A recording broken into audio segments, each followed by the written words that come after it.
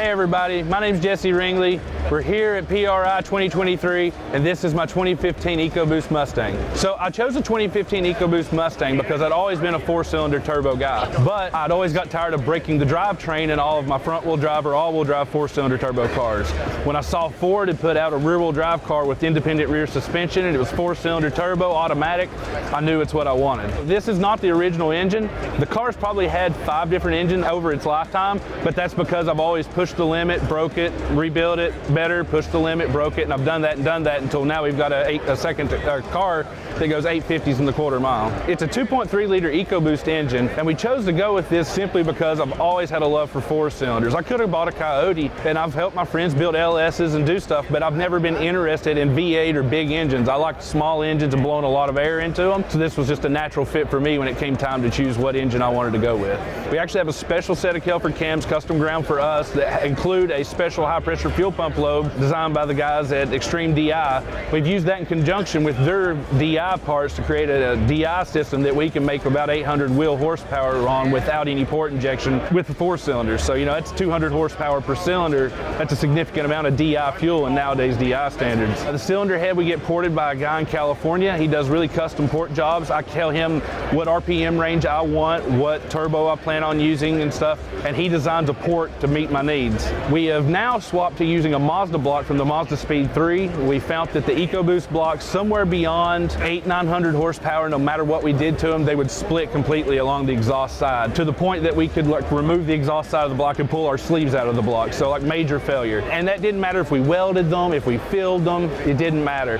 But I had some friends with Mazdas that were making 1,200 horsepower and having no failures. So I start to look into the Mazda block and I figure out that brand new, it's like 4 times the cost of a Ford block. Well, it's because they use better material and better casting methods. I don't know how much power we've made down track, but we've hit it with 60 plus pounds of boost, no failures, no more blocks cracking. But the problem now is we melt our cylinder head.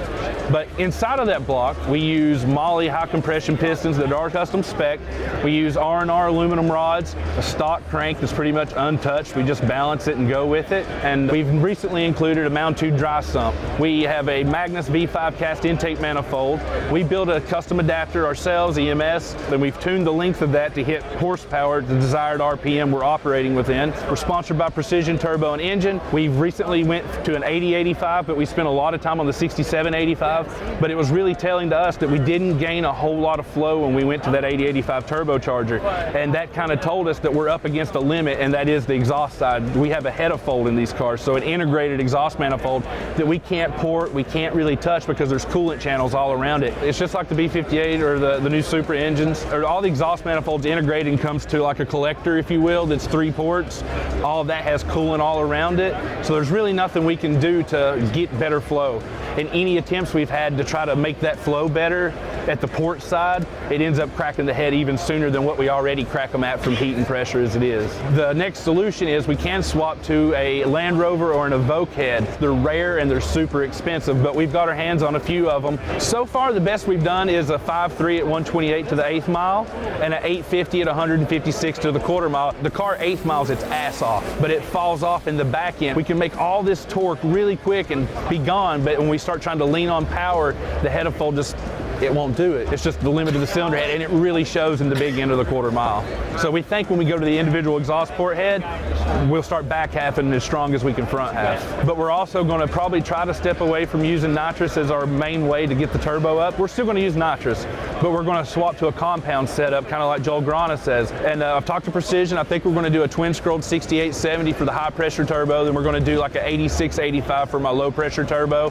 And we have a billet block that's supposed to land any week now. Hopefully we get it in the next 3 or 4.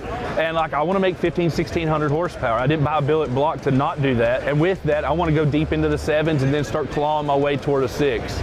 8s is fun, but it's slow to me. I got to get in the 7s, and then I'll talk about maybe being fast. A ton of people have helped me along this journey to get the car to where it is. I'd like to start with like all of my sponsors, Extreme DI, Precision Turbo, Parker Performance, Kelford, Max CFM Motorsports, True Color, The list goes on, and if I forgot somebody, I'm sorry, but I've been fortunate to have tons of help and support because I was going down a road that nobody else has been down, and I'm making these parts myself. I'm finding the way to go faster. It's not like maybe another platform like a Coyote or an LS where they have tons of people to help. It's really been me and this tight-knit group of these sponsors that's helped me get here. But more importantly, my business partner, Ryan Martin, he's been a tremendous help helping us get the car tuned, going A to B consistently, giving me the support I need to go fast. Over all of them, my wife, Susan Ringley, and my son, Charlie Ringley, have been the biggest support, and they're always there with me. They're at every event. My son's running up and down the track to try to help us. My wife's killing herself, so I can't thank those guys and people enough.